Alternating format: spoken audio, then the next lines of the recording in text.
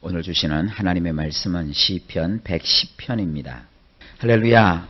오늘 이 시편 110편 말씀은 왕이시고 또 제사장이시고 영원한 재판장이 되시는 우리 예수님에 관한 다윗의 시입니다. 원문과 또 우리 성경과 비교해 보면 오늘은 좀 재미있는 그런 모습을 볼 수 있습니다. 자, 1절입니다. 여호와께서 내 주에게 말씀하시기를 내가 내 원수로 내 발등상이 되게 하기까지 너는 내 우편에 앉으라 하셨도다. 원문을 보면 여호와께서 나의 주께 말씀하셨도다. 나의 오른쪽에 앉으라.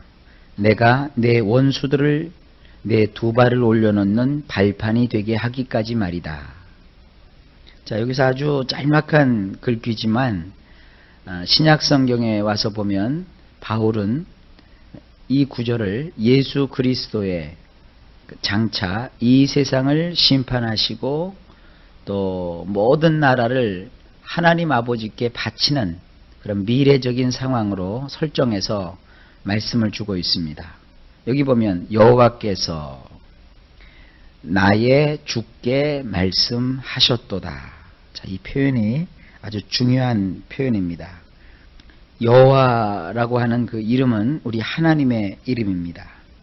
그런데 그 여호와께서 지금 나의 주께 말씀하셨다 그랬어요. 우리의 주님은 우리의 주인이라 하는 뜻도 되죠. 이 주인은 누구십니까? 예수 그리스도이시죠. 잘 모르시는 분들은 여기서 이제 혼란을 좀 가져올 수가 있어요. 여호와라는 말 속에 성부 하나님, 성자 하나님, 성령 하나님 그 삼위일체를 통칭하는 말이 여호와라고 했거든요. 근데 그 여호와께서 나의 주께 말씀하셨도다. 자, 이것은 조금 쉽게 표현을 하면 하나님께서 구원 협약을 맺으셨거든요. 이 세상의 시간 이전에 영원한 세계에서 하나님께서는 독생자 예수 그리스도 성자 하나님께서 이 땅에 오시기 전에 인간을 어떤 방식으로 구원하실까 하는 그런 구원 협약을 맺으셨다고요. 근데 그 구원 협약의 모습을 이 구절에서 볼 수 있어요.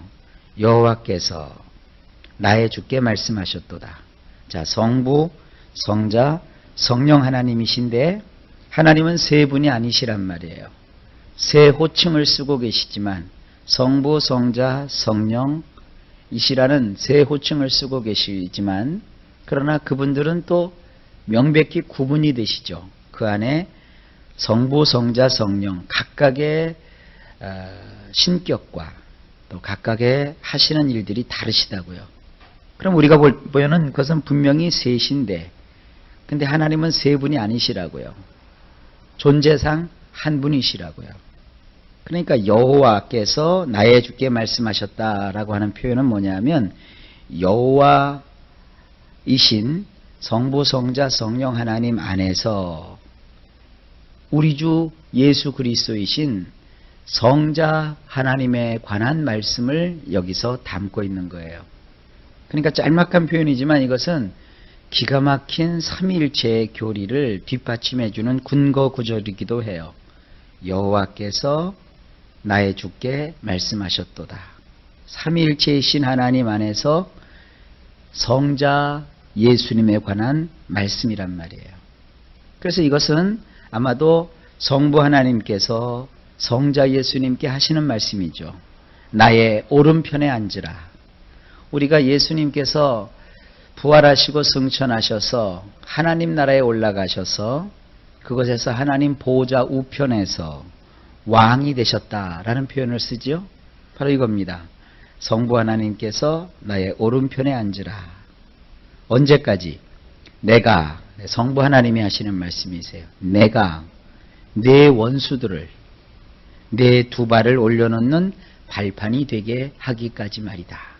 그러니까 성부 하나님이 하시는 사역과 성자 하나님이 하시는 사역이 구분이 되셔요. 그러니까 성부 하나님께서 모든 것을 주도하시죠. 성부 하나님께서 그 뜻을 따라서 무엇이든지 행하시죠.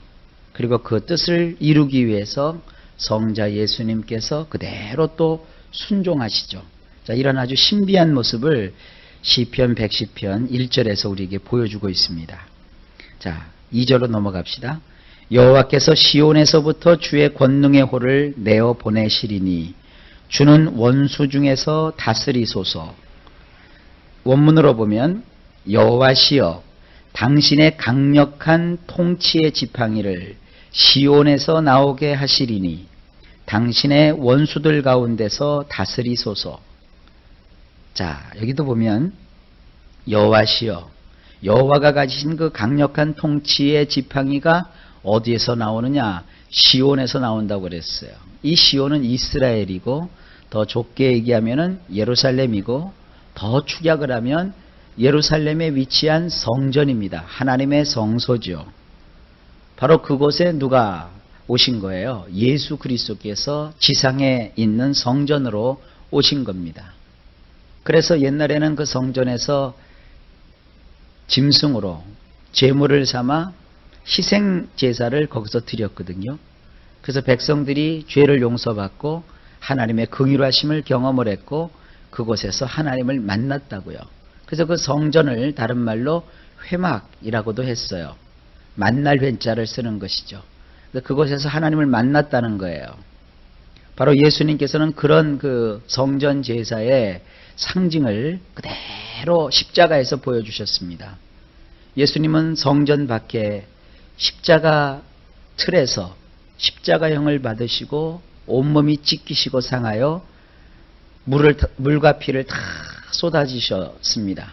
그래서 그곳에서 희생제물이 되셨어요. 구약에서는 희생제물에 쓰일 그 제물을 성문 밖으로 가지고 나가서 희생을 시키고 다시 그 제물 가운데 피와 제사에 쓸 부분만 떼어서 성전으로 갖고 들어왔거든요.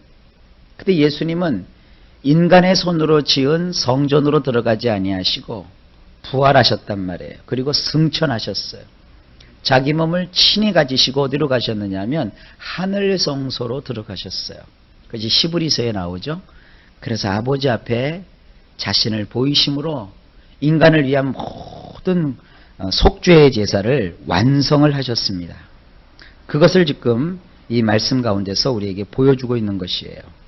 당신의 강력한 통치의 지팡이가 시온에서 나올 것이다. 그리고 나서 하나님은 당신의 원수들 가운데서 다스리소서 그랬어요. 여러분, 이런 표현 알지요? 우리가 전에는 하나님과 원수되었던 자들입니다.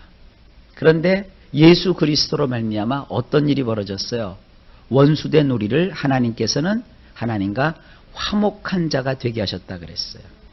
전에는 우리가 하나님과 원수되었어요.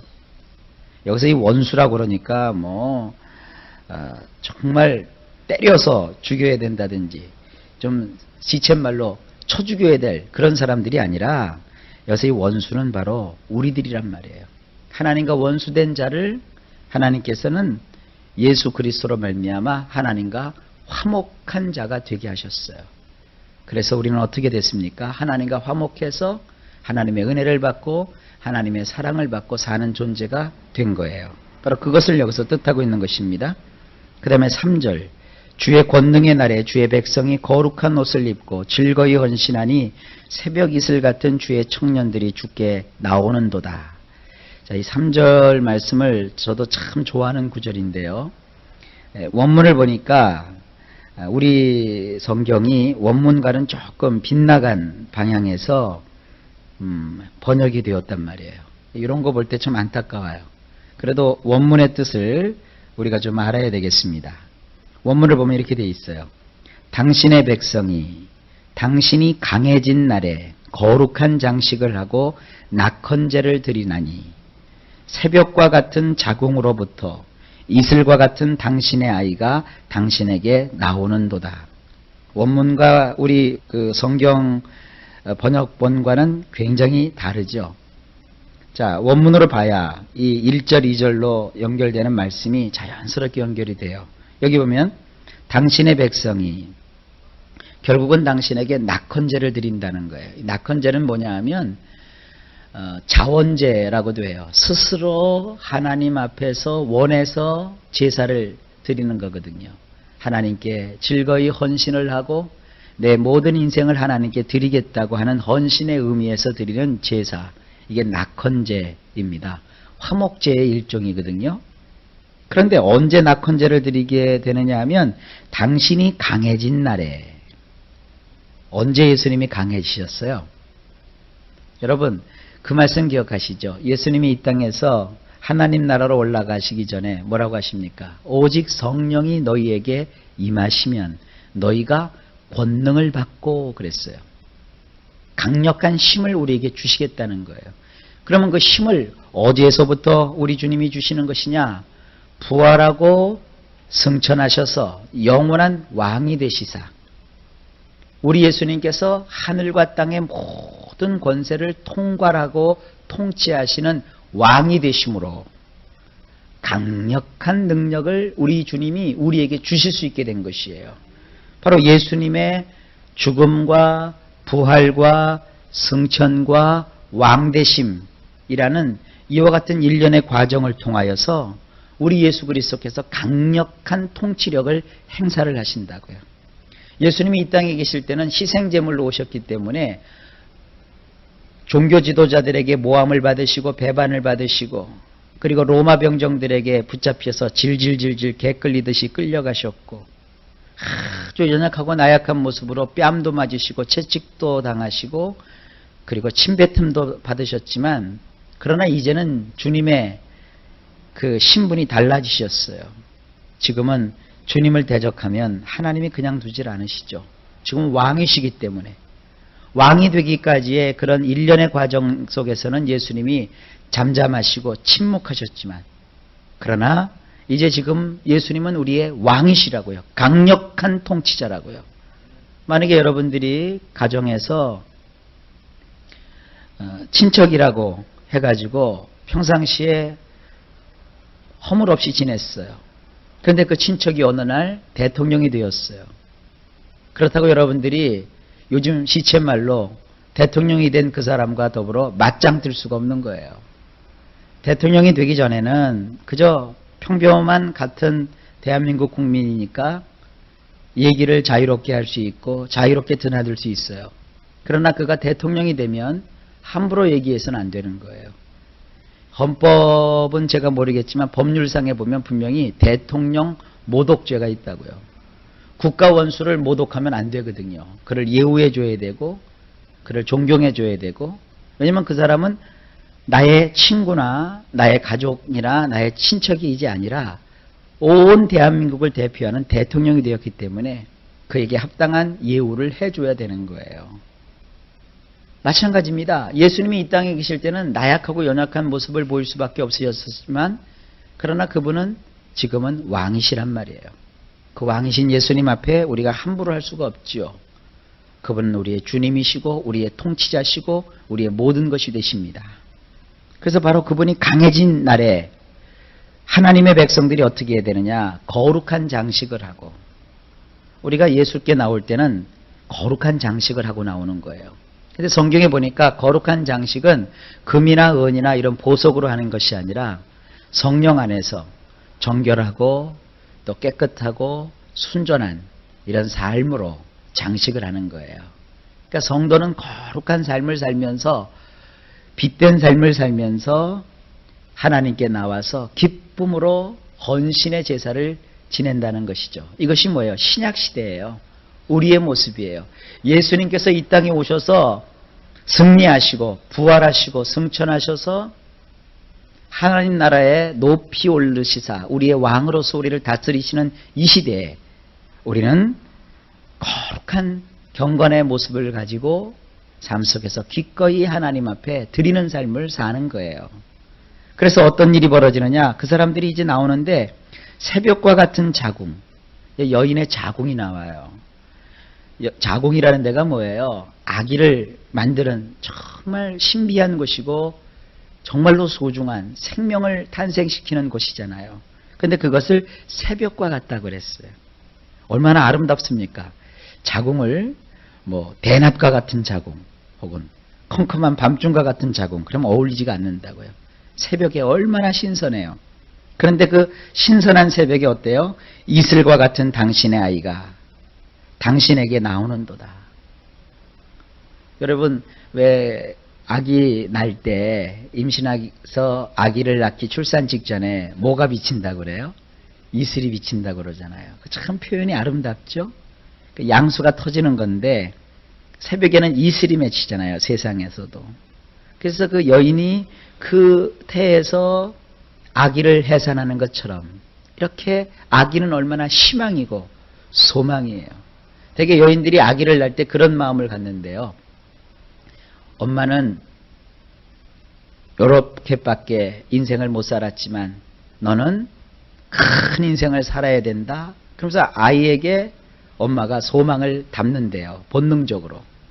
그래서 그 아이를 너무 소중히 여기고 귀하게 여긴다는 거예요. 자, 예수 그리스도로 말미암아 어떤 일이 벌어진 거예요? 마치 해산하는 고통 후에 아기를 얻는 엄마처럼 하나님께서는 독생자 예수 그리스도께서 이 땅에 오셔서 십자가에서 해산의 고통을 치르시고 누구를 얻으신 거예요? 하나님의 백성을 얻으신 거예요. 그러니까 하나님은 그 소망을 누구에게 두신 거예요? 우리에게 두시고 희망을 우리에게 거신 거예요.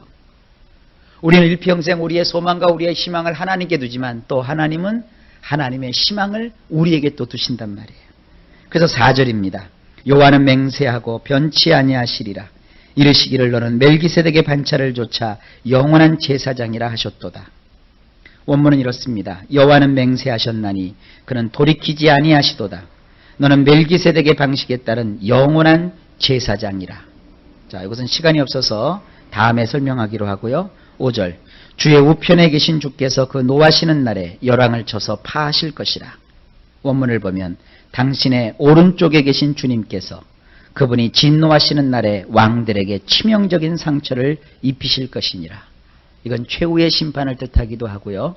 오늘날 예수 그리스도의 통치가 이루어지는 이 세상의 모습이기도 합니다. 6절. 열방 중에 판단하여 시체로 가득하게 하시고 여러 나라의 머리를 쳐서 파하시며.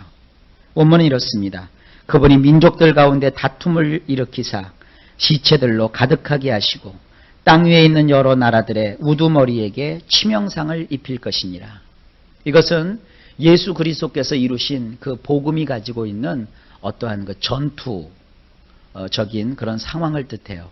복음이 들어가는 곳에서는 이런 전투가 일어나요. 우리가 복음을 받아들이면 한 개인이 그 안에서 가치관의 혼란을 가지게 돼요. 왜냐하면 예수를 믿으면 정리해야 될 것이 있어요. 끊어내야 될 것이 있어요.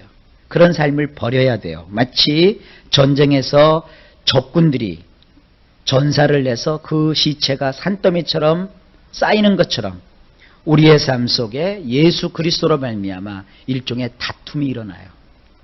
그래서 하나님을 대적하여 높아진 것들이 다 전사를 해버려야 되는 거예요. 바로 그런 상황이에요. 그래서 땅 위에 있는 여러 나라들의 우두머리에게 치명상을 입힐 것이니라. 우두머리가 뭐예요? 무언가를 가지고 통치하는 자들이잖아요.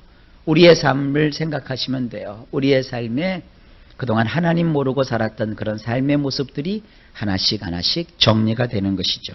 그래서 어떤 일이 벌어지느냐? 7절에 길가의 시냇물을 마시고 인하여 그 머리를 드시리로다. 7절에 원문을 보면 길에 있는 오아시스에서 그분이 마시고서 그분이 그 머리를 높이 드실 것이라. 자, 한번 생각을 해보세요. 왕이 친정을 했어요. 친정이라는 건 뭐냐면 군대를 이끌고 가서 왕이 직접 싸운 거예요.